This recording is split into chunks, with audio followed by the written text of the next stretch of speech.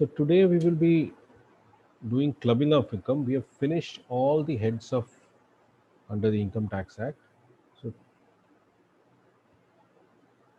we'll now look at certain sections which are very important because if you don't take care of it, taxability will come.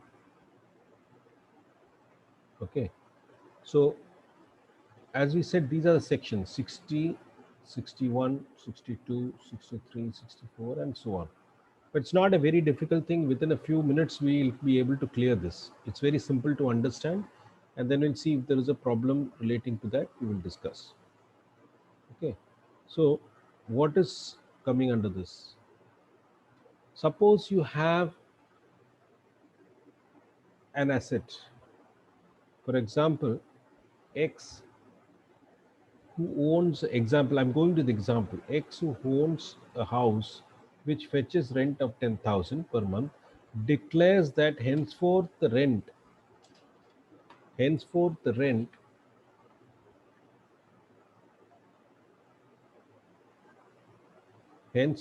rent shall be shall belong to his friend Y, but the house remains a property of X. That means he is still the title holder of the property, but from next month he's saying let the rent go to Y.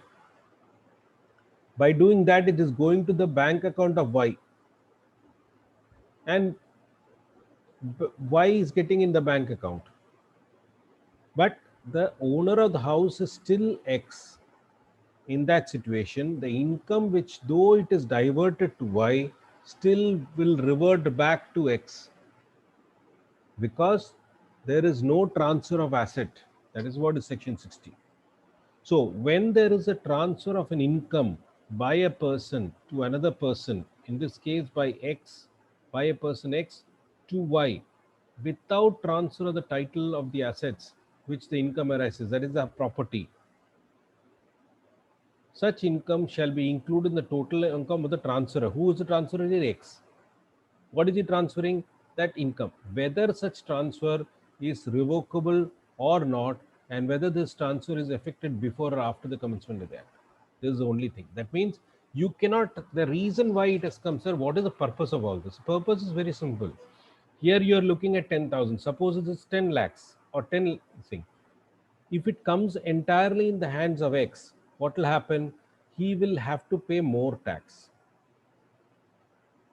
So he's splitting his income, giving that portion to Y, and he thinking that, oh, it is coming. So his income has come down to 5,50,000. I'm just giving an example. When that happens, his tax liability comes down. Here also he can claim basic exemption. So total, the tax liability will be less. But that is not allowed here. So what they do is, if you are doing like that without transfer of the asset, it will come back to X and he will have to pay the tax on the normal amount which he had been computing earlier. Same amount he has to pay. There is no benefit out of it. There is no benefit out of it. You understand? So there's no, you cannot escape or split your income by doing that. Now, then, okay, I have not transferred the asset. Now let me do a revocable transfer. Will it work? Revocable transfer is what? What is revocable transfer? That is given here. As per section 63, revocable transfer means what? Revocable transfer means, for the purpose of these sections, it shall be deemed to be revocable if it contains any provision for retransfer directly or indirectly whole or any part of the income or other assets. If the transferor, if it gives the transfer right to reassume the power, that means X is transferred to Y, but it's a revocable transfer, which means that it can, any part of the asset can go back and he can reassume the right again. That means it's not a fully clear transfer. It is revocable by X. In that case also it will not work. So that is what here, where there is a revocable transfer. Here there was no transfer. Where there is the revocable transfer of the asset by a person to another person, by X to Y. That means he's transferring the asset, but it's a revocable transfer. Any income arising or derived from such assets shall be still included in the hands of X. So even if here the complaint was that what the asset was not being transferred, here he is transferring it, but it's a revocable transfer. Still he cannot escape it. Still he cannot escape. He has to. It has to be a proper transfer. Then only it will work. Similarly, income of an individual to include the income of the spouse, 6412, right? Now, remuneration of a spouse. Now, all cases it's not like that. Remuneration of a spouse, say X, from a concern in which the other spouse, Mrs. X, has substantial interest in computing the income of the individual, there shall be included all such sums that arise directly or indirectly to the spouse, such individual such individual by way of salary, commission, fees, or any other form of remuneration, whether in cash or kind, from a concern in which such individual is substantial. That means X is a spouse of Mrs. X. Mrs. X is having substantial interest in a firm called A. A is paying remuneration, etc., etc., to X. Then what will happen is whatever is the amount paid to X will get clubbed in the hands of Mrs. X. Will get clubbed in the hands of Mrs. X, because Mrs. X is the person who is having substantial interest. Therefore, any remuneration derived by a spouse, in this case X, from a concern in which the other spouse, that is Mrs. X, has substantial interest shall be clubbed in the hands of the spouse who has got substantial Mrs. X. That is, any income X is getting from the firm A in which Mrs. X is having substantial interest will get clubbed in the hands of Mrs. X. But this will not apply in certain cases. What is it? When income is arising to the spouse on account of technical or professional qualification possessed by the spouse, and the income is solely by application of technical knowledge. Suppose X is getting the remuneration because he is a say, engineer and he is working, applying his skills, or a chartered accountant, he is applying his skills in the work. He is a financial controller, CFO, or something like that. He's having the qualification to do that, then this clubbing will not happen. It's only when it is a dummy person who's just being put to divert the income of Mrs. X from A to his husband so that the income gets split. That is the reason. Next. Now, if you understand that this is going to come repeatedly, same thing. We are looking at an example now. Same thing, we are giving an example. You see, X, look at here. X is a partner. Whatever I have told, X is a partner of a concern, is entitled to 50% share. Mrs. X, I told the other way around. Mrs. X is interested. Here saying X is employed as general manager of the firm, getting a salary of 4,000. The taxable salary is of Mrs. X shall be clubbed in the hands of X under the head income from other source. How Mrs. X is receiving salary on account of technical or professional experience, then it will not be clubbed. If husband and wife are both substantially interested, then it's trouble. Then what do we do? Both are in receipt of remuneration from the concern. Then the remuneration of both shall be clubbed in the hands of that spouse whose total income before including such remuneration is greater. So X and Mrs. X both are substantially interested. They are getting 50,000, 50,000 as remuneration. Whom it will be clubbed? It's difficult. Suppose he is getting 60,000, then this 50,000 will get clubbed here. But there is one exception where if she is technically qualified, then clubbing will not happen. Clubbing will not happen. It's only if she is not technically qualified, then you have to compare the two. Both are substantially interested. Whoever is getting higher income will, in that person's hand, it will get clubbed. Suppose he is getting only 50 and she is getting 60, both are substantial, then this will get clubbed here. Once the income has been clubbed in the hands of either spouse, then such income arising in succeeding years shall not be clubbed in the total income of the other spouse unless the assessing officer is satisfied after giving that spouse an opportunity. So that means X, Mrs. X. Now, on top of, on basis of whatever it is getting clubbed like this, it will continue to get clubbed every year unless there is a reason for that and you have to uh, satisfy the assessing officer, then you can revert it later. This way also you can go, but you have to satisfy the assessing officer. Whatever we have done, exactly the same thing is similar to that.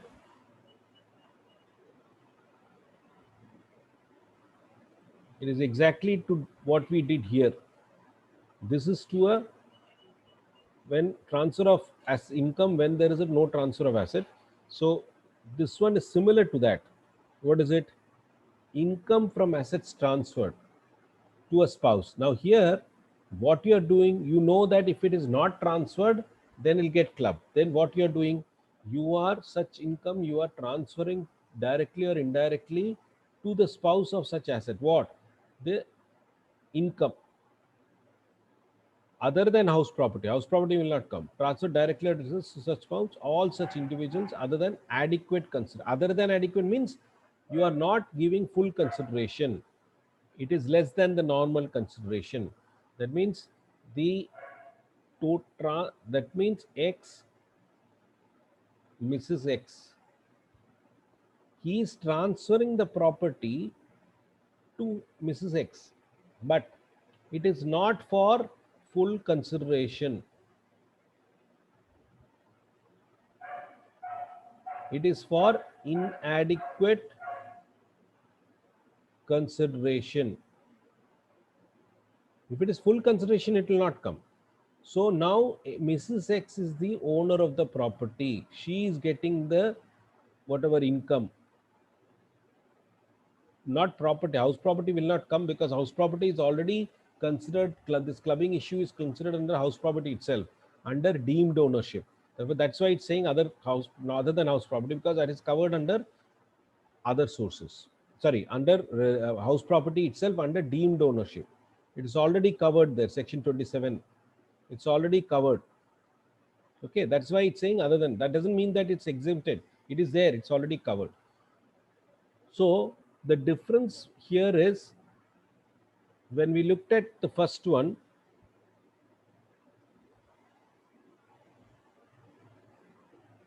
here there was no transfer. Here there is a transfer to the spouse, but for inadequate consideration. But for inadequate consideration.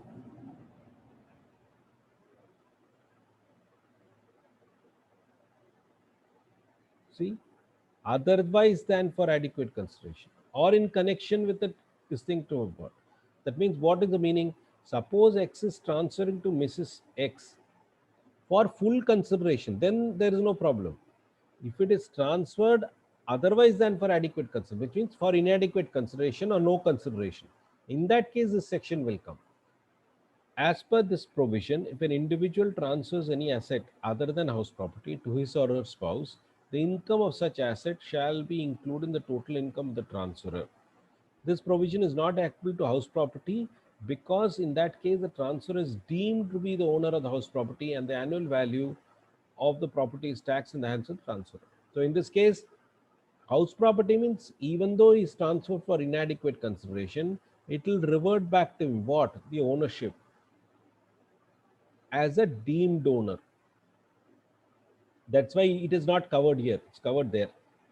Now, the income from the assets shall not be clubbed in the following case. In these cases, it will not be clubbed under this scenario. Number one, when it is for adequate consideration, which means husband is giving it to wife, but wife is paying whatever the full 40 lakhs or something, whatever the property value, she's paying by check. So there's adequate consideration. The transfer is under an agreement to live out, then also it will not come. If the relationship of the husband and wife do not exist either at the time of transfer or at the time of accrual of income, for example, X makes a gift to his fiancée, that means would be wife, then the income arising on the amount so gifted shall not be taxable. That means Miss X, at that time she is P, a lady. After, at that time he has gifted the property. After that only she is becoming Mrs. X. She is becoming Mrs. X. She is becoming Mrs. X. In that case, the transfer that will not get attracted to this section because it was transferred before she became his wife. Before she became his wife. So A makes a gift to his fiancée, then the income arising on account of the amount so gifted shall not be taxable after she becomes Mrs. A. Even after the marriage of even after their marriage, as the relationship of husband and wife does not exist at the time of making the gift. Similarly, if makes a gift to his wife and the later on A divorces wife, income arising from such event will not be clubbed. It is actually it is income, not in this thing, income corrected to income. So that means he has gifted. Now she is no longer the wife. Therefore, any income arising at this point will not be clubbed because the husband wife relationship does not exist.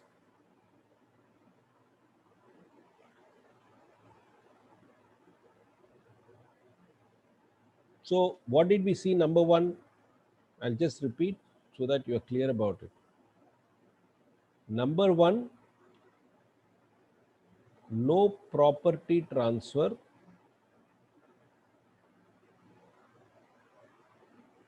only income transfer. That's the first one. Second one, we saw income of spouse in from a firm where the other spouse is substantially interested. And the third one that we saw is this one, where transfer of an asset is happening. Transfer is happening, but it is for inadequate consideration. Then the income of the property, now X is there, this is Mrs. X. Mrs. X is now the owner, but it is for inadequate consideration. So any income which Mrs. X gets will get clubbed back to, okay. Now, if you understand this, same thing is going to come again. Now, see, if any property is acquired by the wife out of the allowance given by the husband, which is called for her personal expense called pin money, then clubbing will not happen. Some amount fixed allowance every month for spending is given by the husband. Then from that, if she buys something, it will not come. If the asset transferred has changed the shape and identification, the income of such asset changed asset shall be clubbed. For example, if the asset originally gifted were shares, husband is giving wife shares. Thereafter, the spouse, wife, sold the shares and acquired house property after selling the property. Now, what income is from house property, which is later on sublet, is getting rental income. That such income of house property will be clubbed. She cannot say, no, no, my husband gave me shares and that is gone. I don't know. She is giving me. Now I've got only house property. Yet, how did this house property come from the shares? Therefore, income from this will again get back to the husband. That's what they say. Income from asset transfer to son's wife. Now, again, as we saw here, income transfer to wife, spouse, income from assets transferred to spouse, same, exactly same. It is only from father-in-law or mother-in-law to daughter-in-law. That is the main difference here. So let us read it. For example, I'm reading this. R transfers 1,015% bonds of 100 each of IDBI to his son's wife without any consideration. Again, mind you, if it's for adequate consideration, it will not come. IDBI declares 15,000 interest. Although sum of 15,000 as interest is received by his son's wife, This amount shall be clubbed in the hands of our, who is our father-in-law. So same like husband, wife, same here. Here it is father-in-law, mother-in-law, daughter-in-law. Same.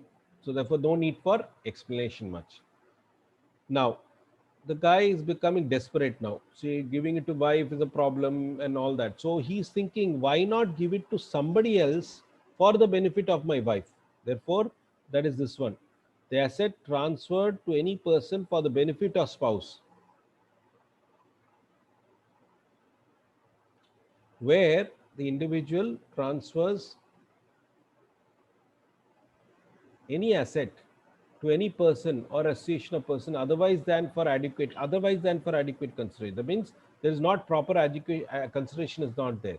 Income from which such asset shall be included in the income of the transferor to the extent to which the income is for immediate or deferred benefit of her spouse. That means, let us look at an example here. For example, X transfers a house to his friend Y with a direction that the rental income to be used for the benefit of his wife, Mrs. X. Then the rental income shall be clubbed in the hands of X. So X transfer it to Y, but tells Y, please give it to Mrs. X, the rental income. Then this income that Mrs. X is going to get will get clubbed here. Is it clear? Same thing is for any transfer to any person for the benefit of son's wife. That is father-in-law, mother-in-law, giving to Y, telling Y, please give it to my daughter-in-law. So whatever income will again get clubbed here. That is what it is. Same. So let's move on. Now next one is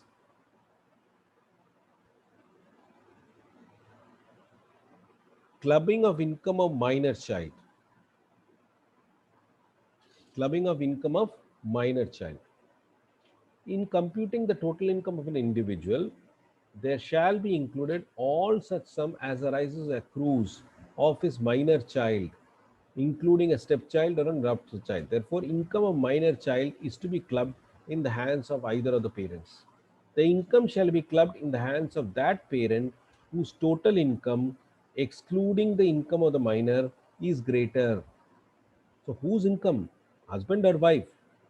The one who is having higher income, in that hands it will get clubbed.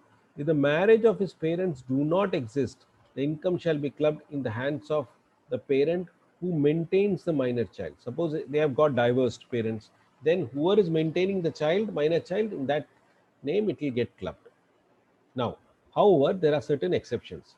The following income of the minor shall not be clubbed and will be taxable in the hands of the minor himself: income of the minor suffering from any disability or the nature specified in ATU, like totally blind, disabled, etc. Income which accrues on the minor child on account of any manual work done by him. Income which accrues or arises of the minor child on account of any activity involving application of skills, talents, etc. So you see TV programs where children sing, no? They sing and they get prizes. That income is coming under the other sources, but it will not be clubbed because it's by specialized knowledge, skill, etc. Now, where any income is once included in the hands of the total income of either parent, or any such income arising in any succeeding year shall not be included in the total income of the other parent. That means if it is a clubbed in the hands of the father, next year onwards it will be clubbed in the hands of the father only. Okay, unless of course you approach the assessing officer and satisfy him, no, no, no, now it should be done in the hands of the mother. Till then, it will continue to get clubbed in the hands of the father. How did you decide? The one who was having higher income. Where the income of the minor child has been included in the total income of the parent, then they will get a small exemption of 1,500, whichever is less. Actual amount included 1,500, whichever is less. There is small income that can be deducted.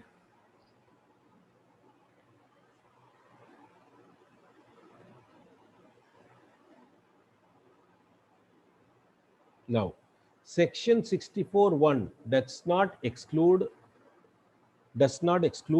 minor married daughter. Even income arising to minor married daughter will be clubbed. However, section 25 applies to clubbing of income from house property gifted by the parent. It does not arise. So only for house property will not come, but other things will get clubbed, because section 27 is house property. So clubbing of income from house property gifted by the parent will not come for a minor. If both the parents of the minor child are not alive, then what do you do? Because here you've said whoever is having higher income, they will get it, either father or mother. But for unfortunate reasons, if the more mother and father are not there, then what happens? That then the income of the minor cannot be clubbed, and the guardian of the minor child shall file the return of such income on behalf of the minor.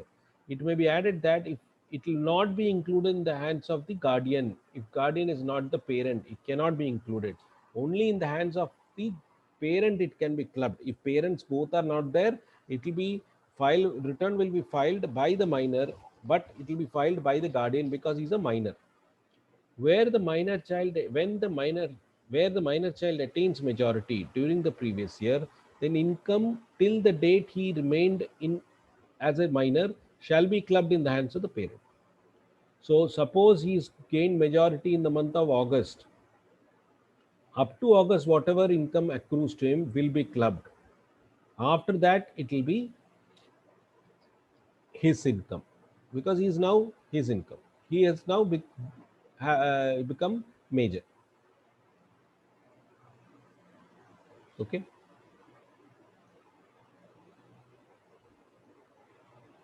Income from self-acquired house property converted to a joint family property. This is specifically for HUF, where an individual who is a member of the house property HUF converts after 31st December 1969 is separate property as a property of the HUF, or throws the property into the common stock of the family, or otherwise transfers his individual property to the family otherwise than for adequate consideration, which means not for full consideration, then the income of such property shall continue to be included in the total income of the individual. It will be continue to be the property, and the income of it will be clubbed in the hands of the individual only. If it is for adequate consideration, it doesn't arise. So therefore, if self-acquired property of an individual is treated converted to joint family property without adequate consideration, the income derived by the joint family on account of such property shall be included in the income of the individual who was the owner of the self-acquired property. Let us look at an example. X, who owns a house property from which he derived income of 60,000. X is having income from a property which is getting 60,000. With effect from 1st April, he converts the house property as a property of the HUF. That means he gives it to the HUF on which he is a member.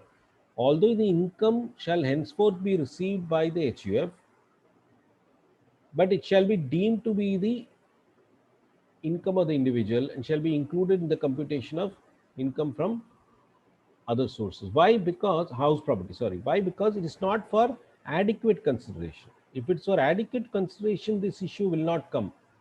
Because it is for inadequate consideration, this problem will arise. If there has been proper, what is the adequate consideration? That means X gives to the HUF, and HUF is paying whatever is the market value to X, then there is no problem. Only if nothing payment is not made or payment is made less, then this issue comes. Okay.